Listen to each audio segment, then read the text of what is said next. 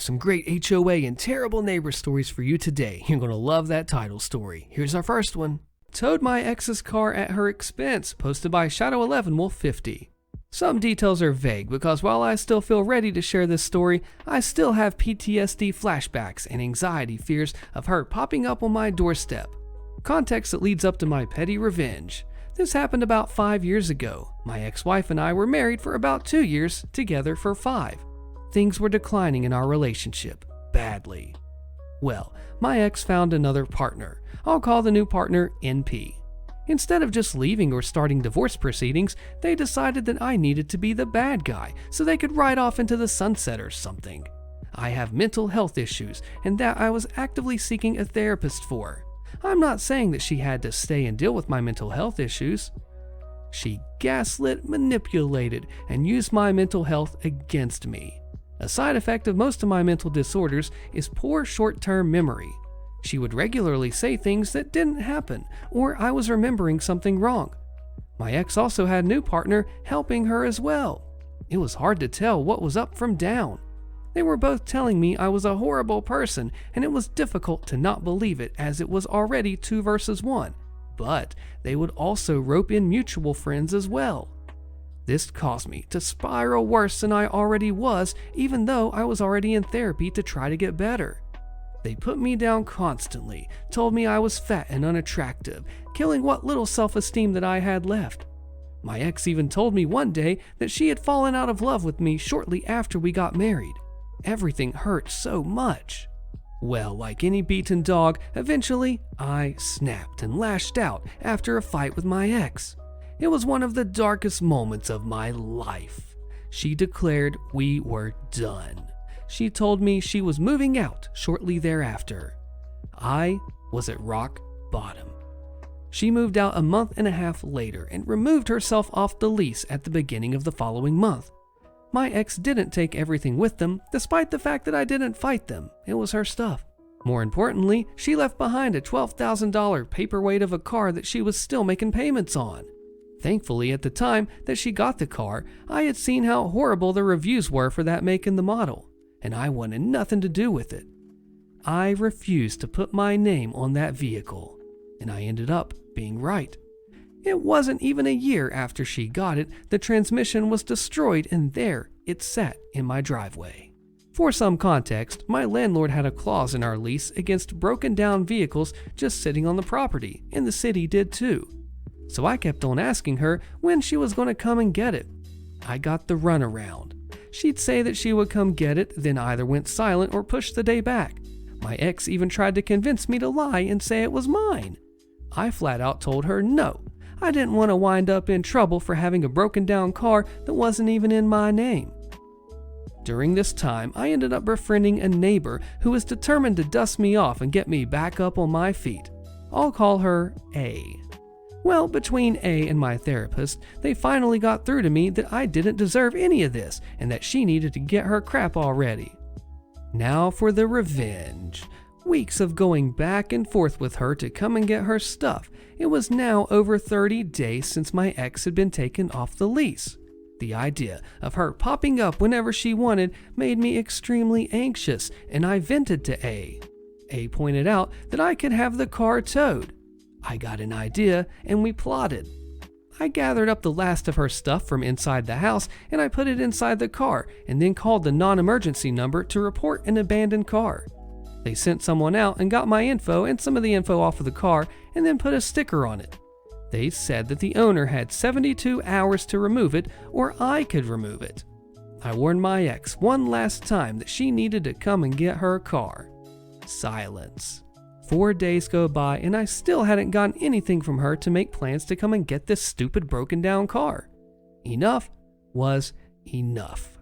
I called a tow company and had them come pick it up. The best part was it was at her expense. She would have to pay them when she finally decided to do something about the car. A filmed and took pictures while the tow guy loaded it up and sent it to my ex, giggling like a maniac the whole time. Once the car was gone, I felt a sense of relief that I hadn't ever felt before. My ex had zero legit reason to return to my house.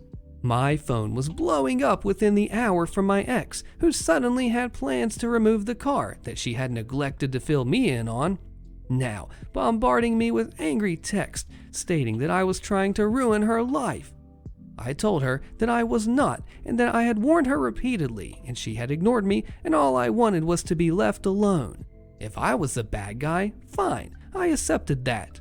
I then blocked her and locked down all of my social media.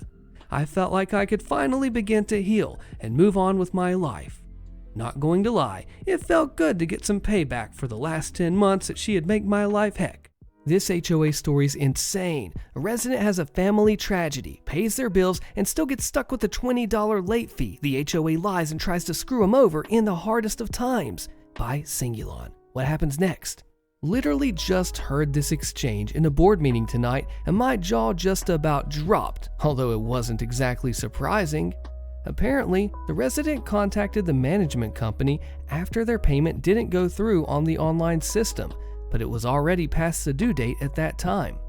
The resident explained their situation to the management company supervisor, how they'd fallen on hard times financially, and they were also dealing with a family tragedy.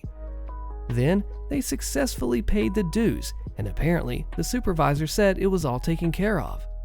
Fast forward to the board meeting tonight. The resident was not present, but the story was relayed by the management company rep. The same rep also goes on to say that there is no written proof of the management company supervisor agreeing to take care of the situation, just the verbal account by the resident. The resident was fined a $20 late fee as a result, which they asked to be waived after explaining their situation and their personal and financial troubles. The board votes no, 3-1, to waive the fine, and the treasurer says it's only $20 in the most callous and disregarding manner possible. At least one board member voted yes to waive the fine, which was surprising because that same board member is usually a hardcore butt and is almost universally disliked. I immediately volunteered to pay the fine for the resident. If it's only $20, then why does the board, who has something like $3 million in reserve funds, care? $20 to them is not the same as $20 to somebody who's struggling financially and dealing with a family tragedy at the same time. And it's not like the dues weren't paid. They were. The payment is just a few days late due to the extenuating circumstances as explained. Please don't think this post is to toot my own horn either. I was just blown away by the complete lack of compassion by most of the board for their fellow neighbor over something so self-admittedly minor. It's only $20. Imagine if more people had even the smallest amount of basic compassion for their fellow human beings, how much better life could be. I think the HOA is being a jerk on the principle of it all, which is silly and stupid because you gotta get stuff in writing or else crap like this will happen and you'll be taken advantage of. How would you handle it? This is my favorite malicious compliance and petty revenge that I've ever had the joy of being part of. About 10 years ago now, I was working for a small data center in my town. I originally started there as a tech support operator and did call center work helping various small companies over the phone with basic computer issues. I wasn't over the moon about it, but I also didn't hate it. However, when one of our major clients backed out of their contract due to budget cuts on their end, my company scrambled into a reorganization and tried to keep as many employees as possible, hoping to win that client back. During that reorg, I got shifted over to physical security. I took over the role of 2 individuals while they did a lateral move. My new role had me running the daily ins and outs of the data center and its security while they were supposed to make improvements. Of course, I had never done this type of job before, but I took to it pretty quickly. It also didn't take me long to realize that one of the individuals that I replaced, Ted, wasn't quite up to snuff like he thought he was. Ted's biggest enemy was the cameras. He constantly struggled with them. He couldn't ever figure out why they weren't saving the footage the way that he thought they should be.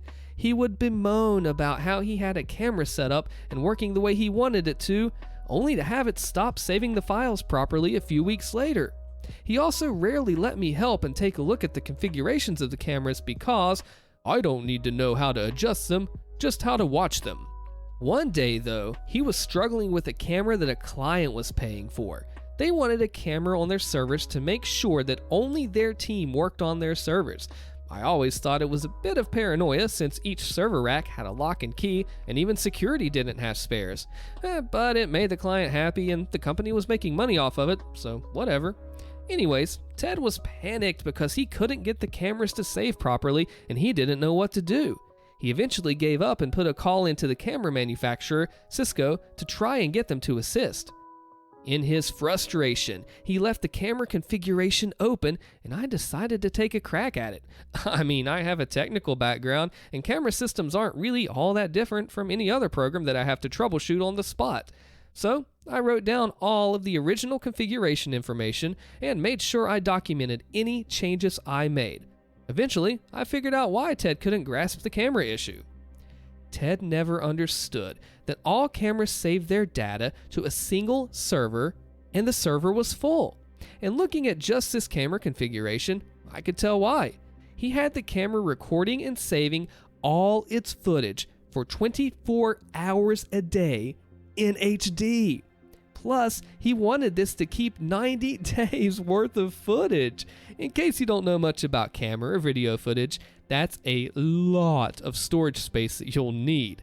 That doesn't include all the other cameras that were probably also set to similar settings. But the software never errored out saying it wouldn't be able to save that much storage.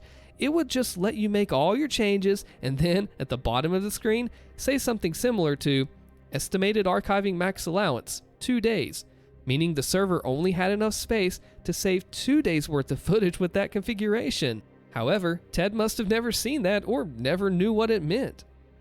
Realizing the issue, I proceeded to make the correct changes, setting the camera to record only on movement, turning it down off HD, and increasing the footage priority. That means it wouldn't be the first to be overwritten if the server ran out of space again.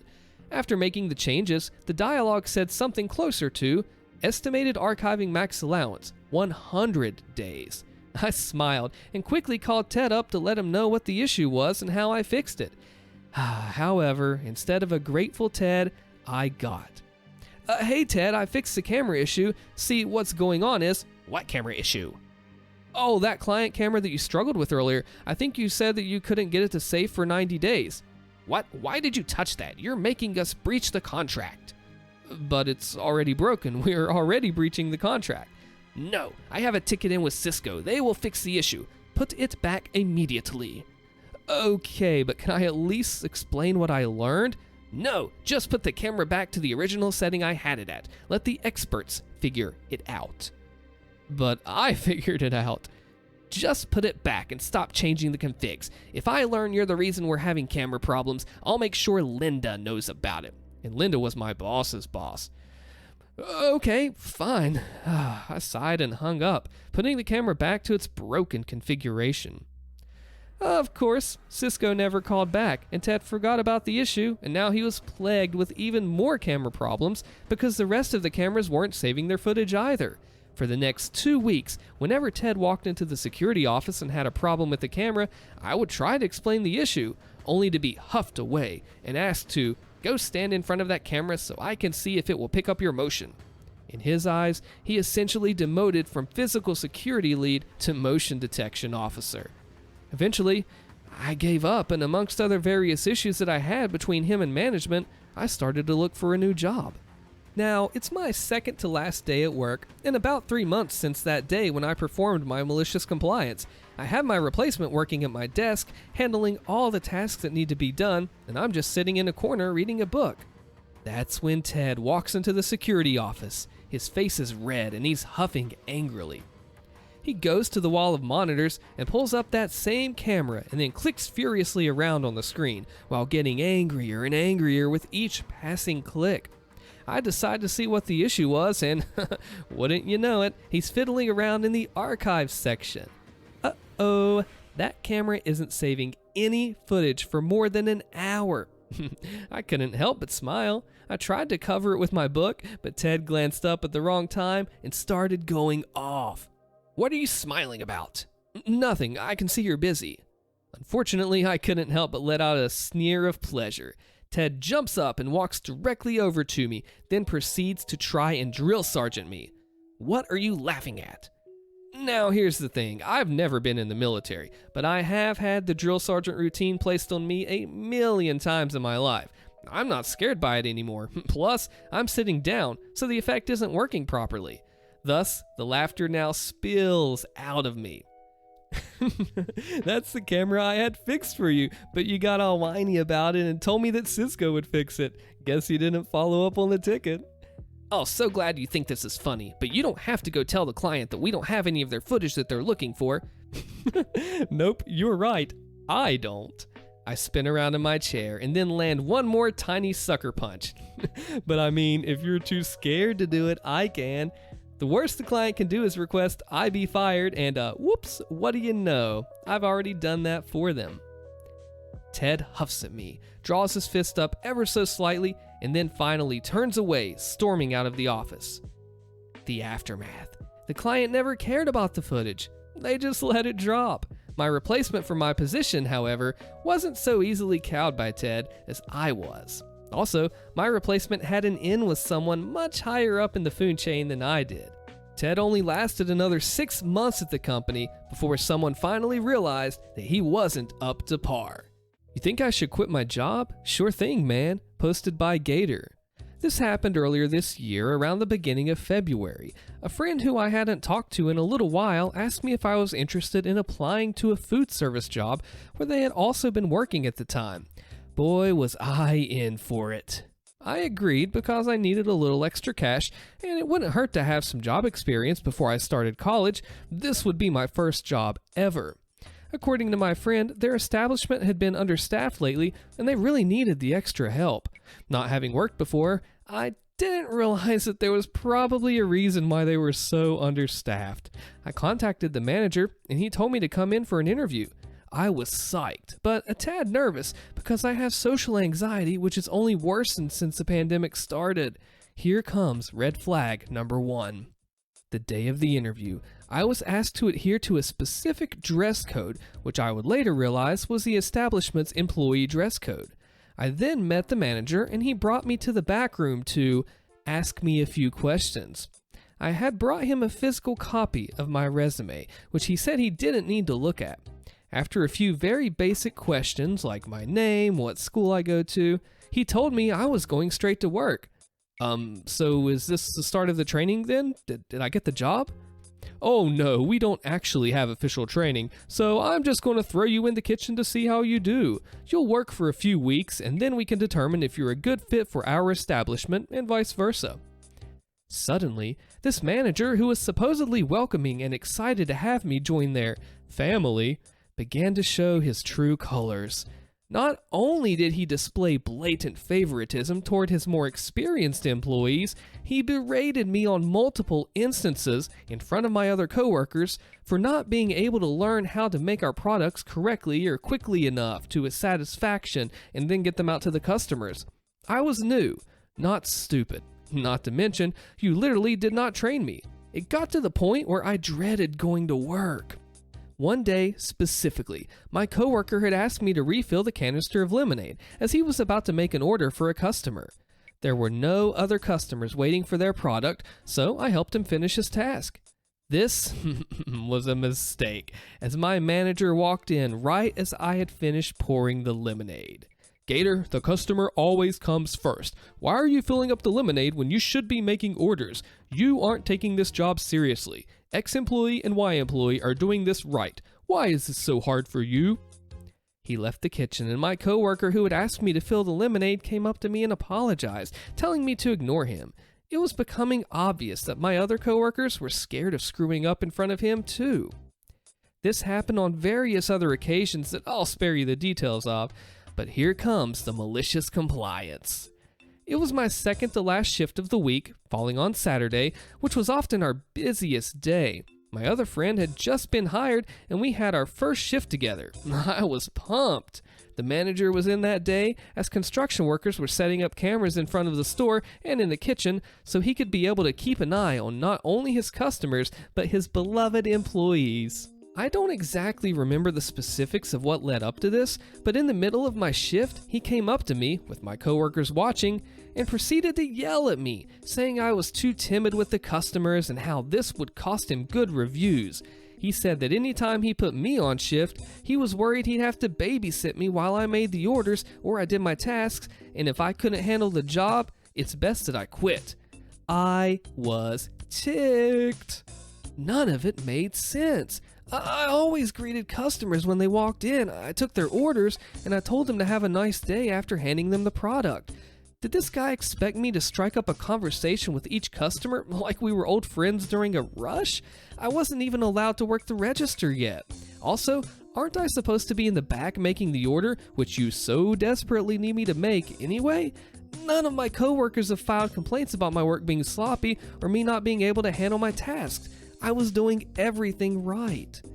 So, I did exactly like he asked me to do. When I got home, I do have quite a problem with defying authority face to face because of my social anxiety. I messaged my manager privately that I would be showing up to my shift tomorrow because I didn't like the idea of abandoning my coworkers on such short notice, but not to put me on the schedule anymore because I would be quitting. He thanked me for being honest with myself. I came in for my last shift and told my coworkers what happened. They offered their condolences, and I actually had fun for the last few hours that I spent at that dreaded job. My manager closed that night and told them that I was leaving because of school. Complete BS. But my coworkers and I knew the real reason. I have not stepped foot into that place since, but may be so inclined in the future just to gloat a little. Here are some of the fun little updates on the current state of their establishment. Before I quit, 3 other people had also left the previous week for various reasons, and after I quit, the numbers escalated. They now have a total of 3 employees, not including the manager and his family members, whom he forces to work to make up for losses. I ran into one of my old coworkers at school, and he told me he was also quitting to work somewhere else that he'd just been hired. It was great to see him again. They have been forced to cut their open hours from 8 a.m. to 8 p.m. on weekdays, and then 8 a.m. to 6 p.m. on weekends, to 10 a.m. to 6 p.m. on weekdays, and entirely closed on weekends. A "Now Hiring Need Employees" sign is permanently situated in front of their store. I live in a smallish town, so word gets around quickly about certain crappy managers at certain crappy establishments. It's no surprise that people know to avoid working there. And here are some other red flags that I probably should have paid more attention to before jumping into the job. Employees were not required to get food handlers' licenses until 2 weeks after I'd started working there. I'm pretty sure that's actually illegal. I got one beforehand, of course. The friend who had encouraged me to take the job quit a few days after I was hired. We were constantly out of some ingredients, and my coworkers and even my manager would lie to customers about what was in their order. Allegedly, a competing chain establishment of the same food service variation was set to open up across the road, and so our manager told us that if a customer were to ever order something that sounded like it was off their menu, then to switch tabs to the other establishment's menu and make one of their products instead, and still charge them for it. Our products were way overpriced for something anyone could easily make at home.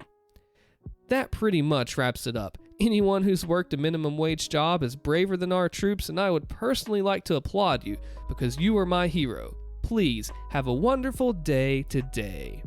HOA finds me illegally and breaks the law. I fight back. Here's how. Click the video on your screen. You don't want to miss the crazy story here, and I'll see you there.